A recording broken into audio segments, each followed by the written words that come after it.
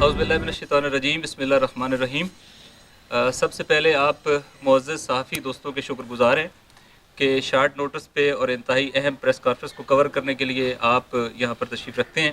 اور انشاءاللہ تعالیٰ آپ ایفرٹ کریں گے کہ اس پریس کانفرنس کو فوری طور پہ جہاں اچھے طریقے سے کنوے ہو سکے آپ کے میڈیا چینلز کے ذریعے سے اس کو فوری طور پہ اٹھایا جائے۔ میں یہ بتانا چاہوں گا کہ یہ مجلس وحدت مسلمین کی اعلیٰ سطحی press conference, central level press conference ہے، جس میں میرے بالکل دائیں طرف سے اگر شروع کریں تو حجت الاسلام علامہ اکبر کاظمی صاحب جو ہمارے پنڈی اسلام آباد کے مسئول ہیں، ہمارے ان کے ساتھ کھڑے ہیں علامہ علی رضوی گلگت بلتستان کے سربراہ ہیں مجلس وحدت مسلمین کے، میرے بالکل دائیں علامہ اقبال بہشتی صاحب ہیں مرکزی کابینہ کے رکن ہیں، میرے بالکل بائیں ڈاکٹر یونس ہیں وہ مرکزی کابینہ کے رکن ہیں، اور ان کے ساتھ علامہ زیغم ہیں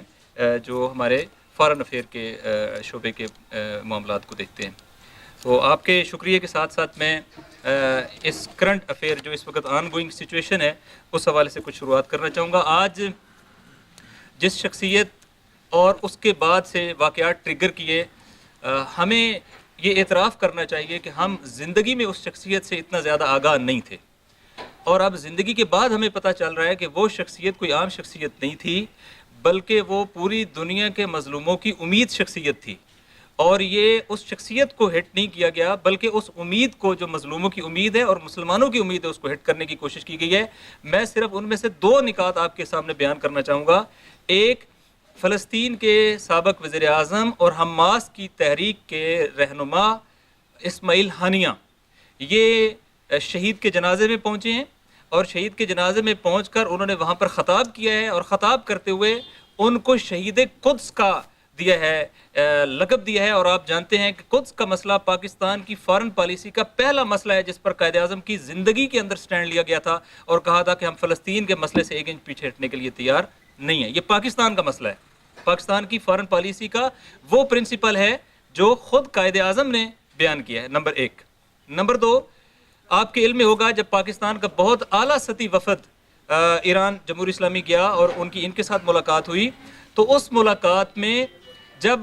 پاکستان نے کہا ہم آپ کو یہ گارنٹی کرتے ہیں کہ پاکستان کی سرزمین جمہوری اسلامی کے لیے استعمال نہیں ہوگی، تو اس وقت اس شخصیت نے اپنا ورژن یہ دیا تھا، اس نے کہا تھا میں آپ کو یہ گارنٹی دیتا ہوں کہ آپ نے یہ کہا ہے کہ اگر پاکستان کی سرزمین نیوٹرل رہے گی، لیکن اگر پاکستان کی سرزمین پر کوئی اٹیک ہوگا ہم نیوٹرل نہیں رہیں گے بلکہ ہم پاکستان کے غیور عوام اور پاکستان کی حکومت اور فوج کے ساتھ کھڑے ہوں گے۔ لہٰذا ہم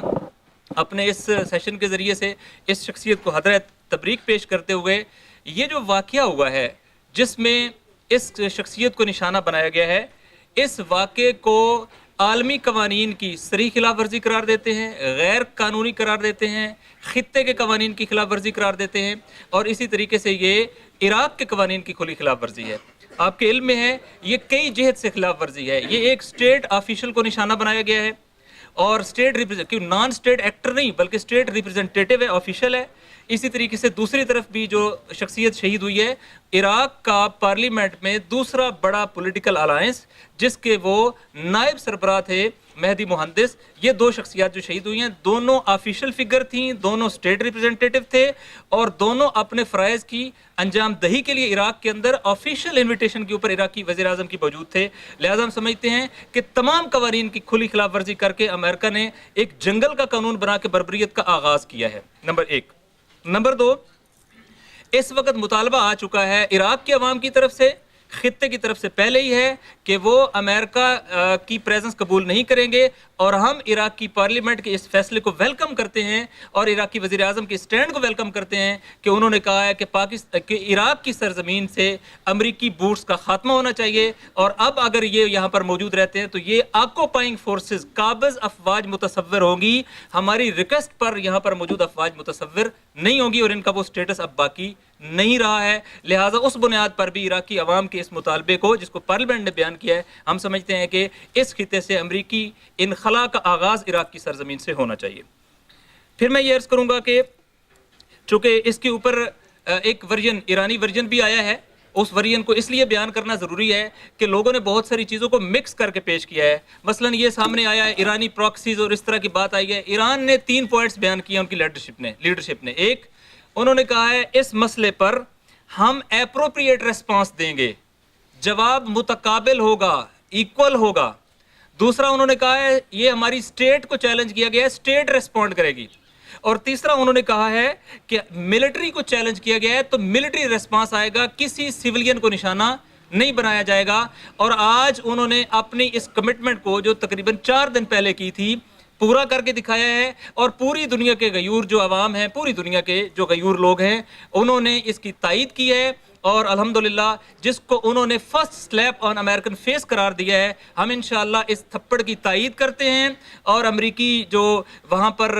مقیم قابض افواج ہے عراق کے اندر، ان پر جو جواب آیا ہے اور جو خبریں ہیں کہ سینکڑوں امریکی فوجی جو ہے اس میں مارے گئے ہیں، ہم اس کی تائید کرتے ہیں۔ جارے اور قابض افواج کے ساتھ علاقائی عوام بھی ایسا ہی کریں گے اور خطے کے عوام بھی ایسا ہی کریں گے، اور ہم انشاءاللہ مزید تھپڑوں کی توقع رکھتے ہیں ان سے۔ لہٰذا یہ جو پروپیگنڈا پراکسیز کا کیا جاتا ہے، پراکسیز دنیا میں ہوتی ہیں، کسی ملک اپنے ہدف کے لیے بناتا ہے۔ فلسطین کے ہدف کے لیے ایران بات کرتا ہے، کشمیر کے لیے ایران نے بات کی ہے۔ لہٰذا یہ پراکسیز کی بات نہیں ہے بلکہ یہ مظلومین کی بات ہے، اور جہاں جہاں مظلومین ہیں ہم انشاءاللہ اس کے لیے کھڑے ہوں گے۔ پاکستان کی فارن پالیسی پہ بات کرنا چاہیں گے۔ ابھی آپ کے علم میں ہے پہلے امریکن پریزیڈنٹ نے واضح طور پہ یہ ڈکلیئر کیا کہ ہم ایران کے اندر مقدس مقامات کو نشانہ بنائیں گے۔ انہوں نے واضح طور پہ حرم مطہر امام رضا علیہ السلام کی طرف اشارہ کیا اور دیگر مقدس مقامات کی طرف اشارہ کیا ہے۔ پاکستان کے فارن منسٹر صاحب نے پارلیمنٹ کے مشترکہ اجلاس میں تقریر کرتے ہوئے کہانیاں تو بیان کی ہیں، لیکن ان کے اندر اتنی جرت نہیں تھی کہ وہ قاتل کو قاتل کہہ سکے اور مقتول کو مقتول کہہ سکے، قاتل کو قاتل کی جگہ پر کھڑا کر سکے اور مقتول کے لیے حمایت کر سکیں۔ اور ان کے اندر اتنی جرت نہیں تھی کہ وہ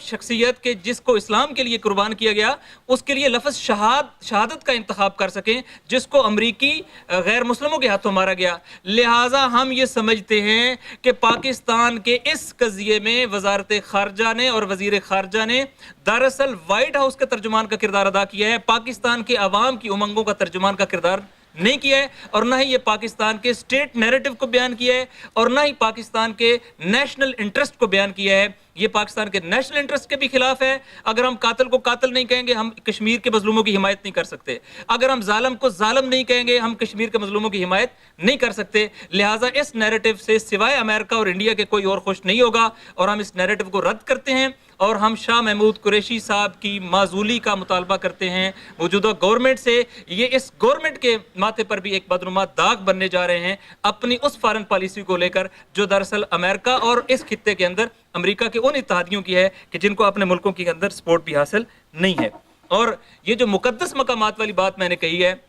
کیا پاکستان کے اسٹیٹ آفیشلز بار بار اس موقف کو نہیں دہراتے رہے کہ اگر مکہ اور مدینہ میں اور حرمین شریفین پر کوئی حملہ ہوگا تو پاکستان پر حملہ متصور ہوگا اور ہم آؤٹ آف دا وے جائیں گے اور ہم اس کے لیے تمام چیزوں کو استعمال کریں گے؟ کیا نبی کی بیٹی کا حرم، نبی کے بیٹوں کا حرم، کربلا اور نجف اور امام رضا علیہ السلام کا حرم رسول اللہ کی ایکسٹینشن نہیں ہے؟ کیا یہ حرم رسول اللہ رسول کا گھرانہ نہیں ہے؟ لہٰذا یہ حقیقتاً حرم کسی بلڈنگ یا مٹی کی بنی ہوئی دیوار کا نام نہیں ہے، بلکہ حرم اس نسبت کا نام ہے جو پیغمبر اکرم صلی اللہ علیہ وسلم سے ہے، اور یہ پیغمبر کا گھرانہ ہے۔ لہٰذا ہم اپنی ریڈ لائن بھی بیان کرنا چاہتے ہیں۔ ہماری ریڈ لائن ہے ان ائمہ اطہار علیہ السلام کے جو حرم ہیں وہ ہماری ریڈ لائن ہے، اور یہ ریڈ لائن اہل تشیع کی نہیں ہے، یہ اہل تسنن کی بھی ہے، تمام عالم اسلام کی ریڈ لائن ہے۔ اور ہم یہ اعلان کرتے ہیں کہ امریکن پریزیڈنٹ نے یہ جو اعلان کیا ہے، ہم نہ صرف اس کی مذمت کرتے ہیں، ہم حکومت سے مطالبہ کرتے ہیں کہ اس پر فوری طور پر امریکی سفیر کو بلا کر اس پہ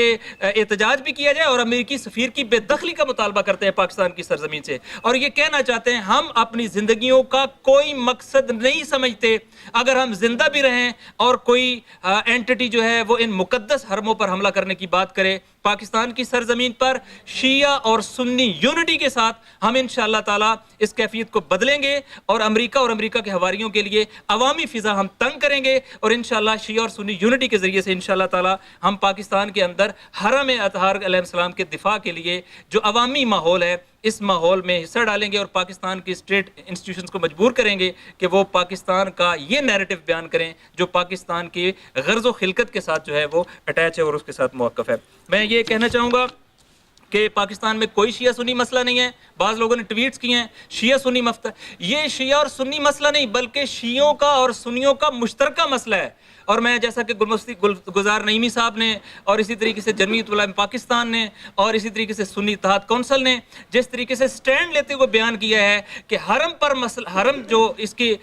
مقدس حرم ہے ان تمام ممالک کے اندر، عراق کے اندر اور ایران کے اندر، ان پر حملے کی بات کرنا ہم سب پر حملے کی بات ہے اور عالم اسلام پر حملے کی بات ہے، ہم ان کی تائید کرتے ہیں اور انشاءاللہ ہم اس شیعہ اور سنی یونٹی کی فضا کو آگے بڑھائیں گے۔ مجلس اتحاد مسلمین یہ اعلان کرتی ہے کہ انشاءاللہ شہداء کے چہلم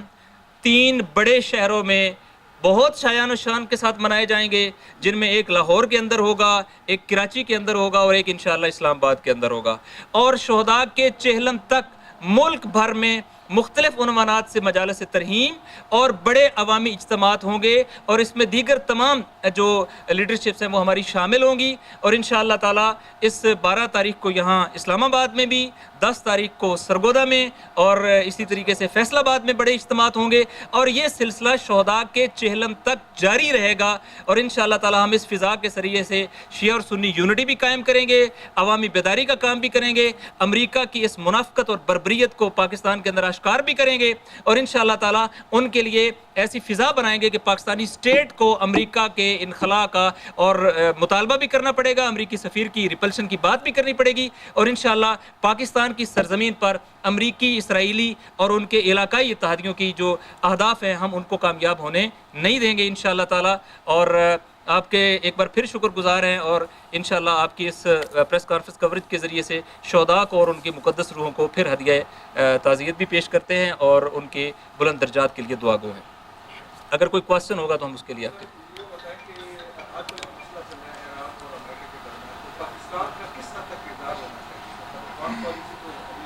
ہاں دیکھیں، ہم اس میں نیوٹرل نہیں رہ سکتے۔ اس میں نیوٹرلٹی کا مطلب ہے ہم امریکی کیمپ کے اندر ہیں، بلاک کے اندر ہیں، ہم اس کی بات کریں گے، نہیں۔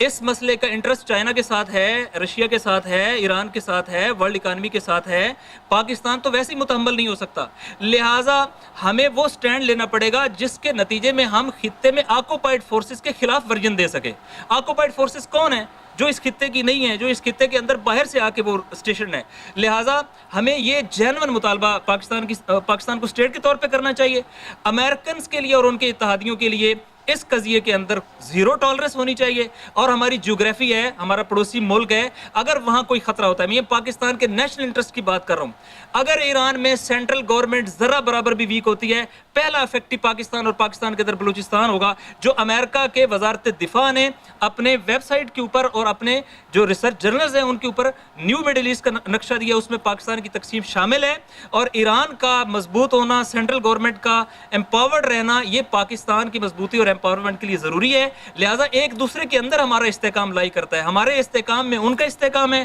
ان کے استحکام میں ہمارا استحکام ہے، بس اگر کوئی ان کو ڈسٹیبلائز کرنے کی کوشش کرتا ہے تو ہماری فارن پالیسی کلیئر ہونی چاہیے کہ ہم اس پر سٹینڈ لیں گے اور ان کی ڈسٹیبلائزیشن میں ہم شریک نہیں ہوں گے، بلکہ اس کے مقابلے میں ہم سٹینڈ لیں گے۔ Thank you.